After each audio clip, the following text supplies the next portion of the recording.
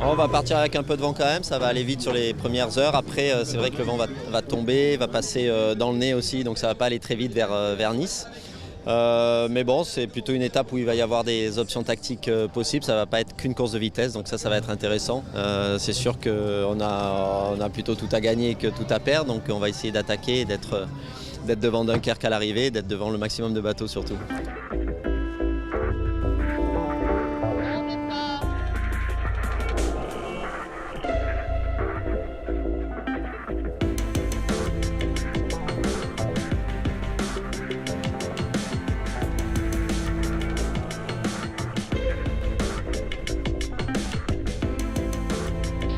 C'est vrai qu'en partant au large, on a vite eu du vent mou avec pas mal de courants de face, donc on n'était pas certain d'être derrière, mais c'est vrai qu'au petit jour, là, quand on a vu les bateaux devant, on s'est bien rendu compte que c'était pas forcément le meilleur bord.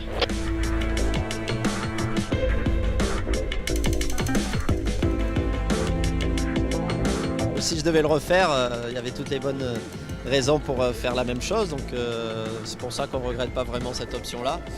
Après, les cieux n'ont pas été avec nous, ça c'est sûr, mais on avait bien étudié les deux options et l'option à la rigueur la moins risquée, c'était celle que l'on a prise.